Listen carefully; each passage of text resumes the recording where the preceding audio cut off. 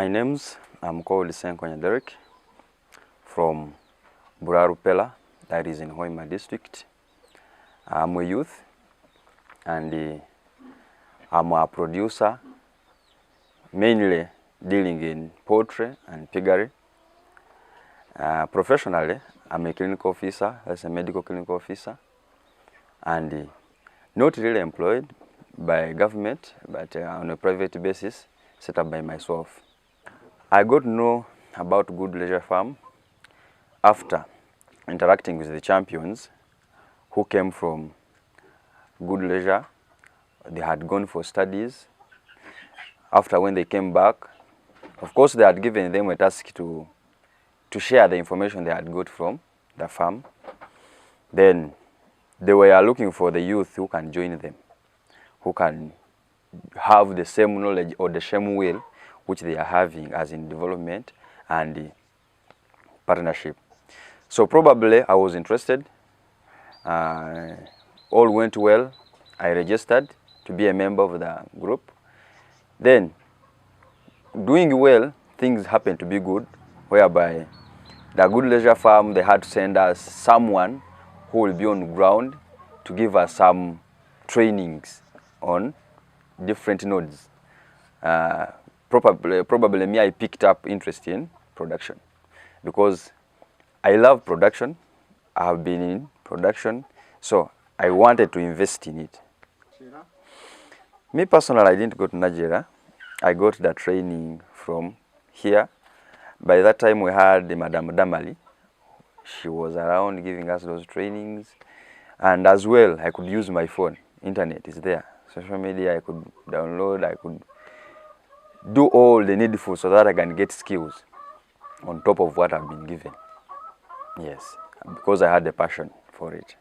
By that time, we had a very good idea, which was from the Good Leisure Farm. They were wanting to give us chicken. That we used to call it a chicken challenge. So capital was limited. We had less capital. We had to do construction of the structures. By that time, I had no money.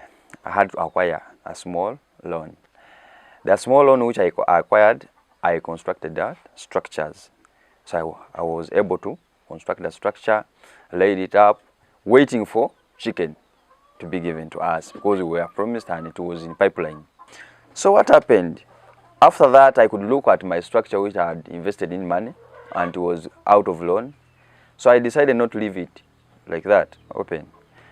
I decided to invest in it by turning it from a chicken house into a sty for pigs. So I started with one. The one I started with, of course, in the beginning, there is usually that challenge. You get one, you want to put everything which was in saturation on that only one. So I overfed it. I remember it got pregnant, but it gave me only one. Of course, the other one, because it was fat, big, and by that moment, a demoralization came. It will not conceive again. It has overfattened, conceived once. I had to sell it off. So when I sold it off, of course, I grew that small one which was remaining with. Then, after a good time, I had to look for good breeds which can mature fast and convert the feeds which I'm giving them into a very good weight so that I can get my money out of it. I had to purchase 2 of them, but I purchased the ones which are not very young. They were at a good age. It was around 4 months. So 4 months, I had to feed them up to 7. All went well. They conceived. One gave me 8, another one gave me 6. So from there, of course, a challenge of feeds was there. Feeds were expensive and the prices were fluctuating. So I had to sell the old ones and remain with the piglets. Starting from the year I opened up this, that was around 2020. Of course, I cannot run a project or a business which is not profitable. Probably in chicken, I have been able to sell like 4 times. And 4 times, at least every time I sell, I could sell 400 to 500. So that is around 2 million out of chicken if I can use 400. So piggery, the other ones which I have been selling, of course at first I could not record as such, but recently I had to sell around 6 of them at first, then I had to sell more 4, that is around 10, and more 3. So it ended up yielding for me around 4 point something. Then the piglets which I recently sold, of course it yielded, I sold around 10 of them, and 10 of them which I could sell it around 80,000 because of market. So I got 800,000. So that's around 5 to 6 million which I have got so far from this project. What I can say, the most challenging thing, they are feeds. Feeds, today you find them at a given price, another time you find them at the other price. So the price keeps on fluctuating. And in this fluctuation, it does not go low, it just shoots. So you find the costs you are putting in feeding are high than what you expected when you made a budget. So you have to tap on a miscellaneous and you get an extra budget to feed your animals. Then the other challenge which I can say around diseases, though I've been able to minimize on the disease by using biosecurity and doing early prevention, early deworming, antibiotics giving minerals, iron, like that. But it was a big challenge. Then the other issue about geographical location of the place. Since it is a hilly area, it is different from the low-lying areas.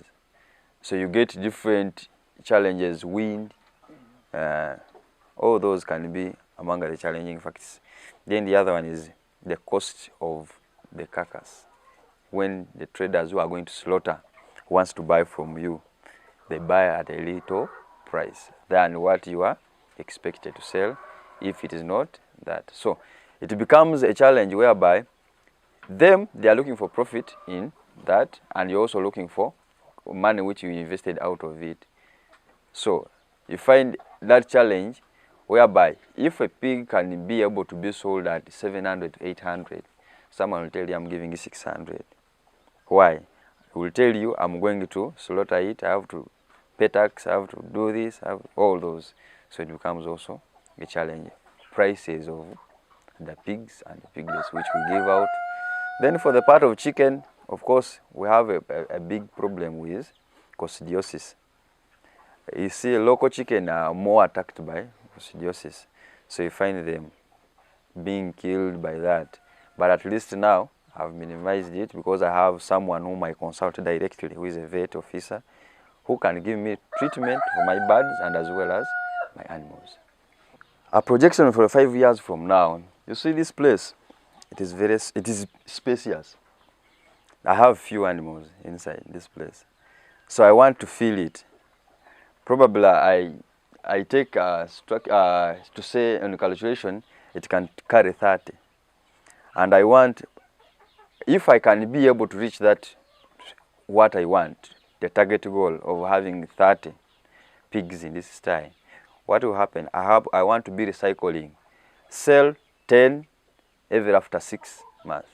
So if I sell 10, each at 500 plus, those are 5 million. Within a year, the project will offer me 10 million plus.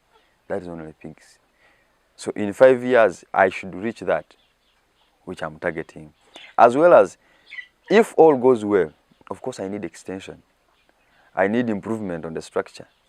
I need improved feeding equipment. For example, nipples for the pigs to be drinking on. And other things, of course. As well, if time is there, money is there, and worker is there, I have to employ so that I can be able also to help other people to earn a living. The message I have for Good Leisure Farm, it cannot be as big as such, but what I can say first of all, I want to thank Madam Gudula, for the love she has for the youth. I understand that 70% female and 30% male, which is good. Because now, Uganda, we have more of youth than the elderly. And the people who are seeking for employment opportunities, they are more of the youth than the old people. People who are going to run our country, they are youth, not the elderly. So, I want to thank her for that, for thinking about the youth. Because, of course, some people, when they sit back and say, I already have, what else do I want? I don't care. But she had that knowledge and that thought in her of helping Ugandans and the youth to move out of poverty by using their own knowledge, not seeking for jobs. And what I can also add is that let it continue as the OSHA has been doing it, so that also other youth are captured, other youth are brought into the system, so that we fight poverty together. Mainly we fight poverty together, because when you leave the youth outside and you work, you're a rich woman or man and you work, they will come and steal what you have worked. But when you give them work, they will be occupied. We want to thank for the good effort and the love shown towards our western region, that we have been allowed to be able to have that spotlight and to show what we are, what we can do, how best we can do it, and the skills we have upon it. Of course, preparation does not end. But what we usually say, we are ready at a time. Because when you say, I can prepare, I will prepare, you continue preparing.